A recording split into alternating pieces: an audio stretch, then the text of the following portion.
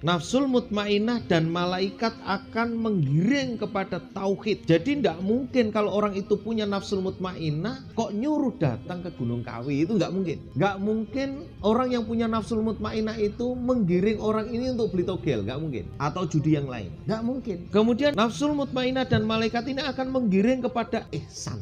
Apa ihsan? Dia merasa diperhatikan oleh Allah. Orang kalau merasa diperhatikan oleh Allah pasti tidak akan berbuat jahat. Kenapa? Ada Allah yang melihat. Orang tua tidak melihat karena jauh. Istri nggak ngelihat, suami nggak ngelihat, anak nggak ngelihat, bos nggak ngelihat. Tapi dia merasa dilihat oleh Allah, maka pasti amanah, pasti jujur. Dia mau ngapusi nggak bisa. Ini nggak ada orang nih kan. Tapi dia merasa bahwa saya dilihat oleh Allah, nggak jadi. Itu kalau nafsul mutmainnahnya kuat, itu selalu begitu. Tapi kalau dia nafsul mutmainnahnya lemah, yang ada nafsu amaratun bisu, ya sudah, dia tidak merasa dilihat oleh Allah SWT, tidak merasa ada malaikat yang mencatat. Sehingga apa ya, kejahatan-kejahatan selalu dilakukan dalam keadaan sembunyi. Padahal dalam satu hadis itu yang cukup bisa menjadi pedoman ya. Dalam satu riwayat disebutkan la a'laman na aqwaman min ummati ya'tuna yaumul qiyamati bi a'malin amsalin jibalin tihamah baydha fayat'aluhallahu haba'an mansura. Jadi begini, aku benar-benar mengetahui beberapa kelompok manusia dari umatku yang mereka itu datang dari kiamat dengan membawa amalan-amalan yang putih. Putih sama hitam, bagus mana? Putih. Baik, berarti maksudnya amalan putih itu amalan yang baik. Seperti pegunungan Tihamah. Lalu Allah menjadikannya seperti debu yang berterbangan. Jadi amalan putih itu hilang di hadapan Allah dari kiamat itu. Padahal rajin sholat, sunnah, ya rajin puasa, sunnah, kemudian banyak rajin-rajin itu, baca Qur'annya hilang. Kila ya Rasulullah, ada yang bertanya, sifhum lana halihim lana kunna minhum wa nahnu la na'lamu. Sebutkan wahai Rasul ciri-cirinya orang yang model begitu itu apa gitu. Kenapa dia sudah beramal banyak tahu-tahu hilang di hari kiamat, gak bisa dipertanggungjawabkan. Gambarkan kepada kami agar kami tidak menjadi golongan seperti itu, sementara kami tidak tahu.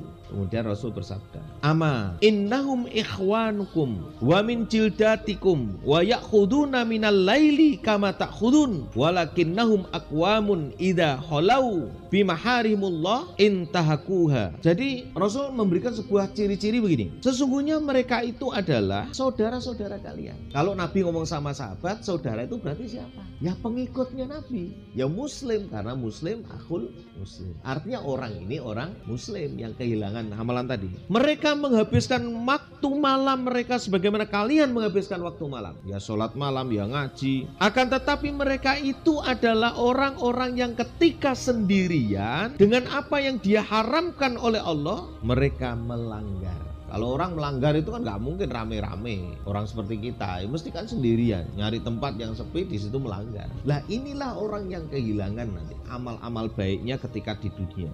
Masya Allah. Ya disinilah pentingnya kita belajar tentang ihsan.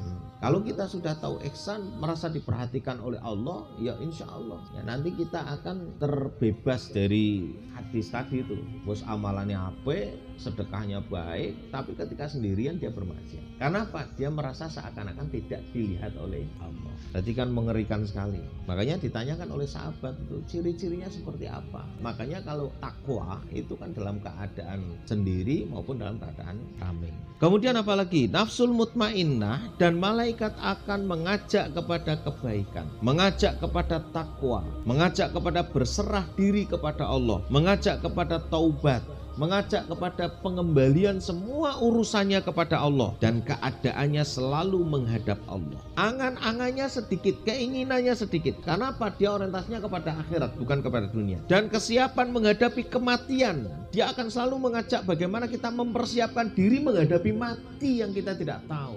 Saya mau tanya sama bapak-bapak, ibu-ibu yang ada di sini. Kalau kita di mall, ngantri di kasir, pinginnya di depan apa di belakang? Di depan. Lah kalau mati, padahal kita ini sedang berjejer loh sebenarnya loh. Ngantri loh, begitu lewat garisnya, ya wes, nggak tahu ini garis kita itu matinya dalam keadaan seperti apa, kita nggak ngerti. Kita ini sedang ngantri, saudara-saudara, ya kita ini sedang ngantri, kita tuh nunggu. Tiap hari ada pengumuman dipanggil itu kita kapan panggilan itu nggak ngerti. Kita ini sedang ngantri, makanya apa? Ya sudah kita siap-siap, nggak ada waktu lagi sudah. Coba kalau pas keplek itu matinya, naudzubillah min dzalik gitu, naudzubillah min dzalik. Makanya kita menginginkannya mati itu dalam keadaan sedang beramal soleh. Kenapa saya selalu bilang jenengan walaupun kerja itu bismillah ya kan, la quwata illa billah, kemudian tawakkaltu 'alallah, itu dalam rangka nanti ketika meninggal itu biar husnul khotimah. Kenapa ketika nyupir harus berzikir? Ya karena biar husnul khotimah. Orang makan kesedak mati ya banyak, nggak perlu sakit, nggak perlu apa-apa. Maka orang banyak yang kaget, lah mau padahal isik sholat subuh jamaah ambek aku ya ngomong-ngomong barang mau tekan omah mati ya oke. Jadi kita nggak tahu, kita itu sedang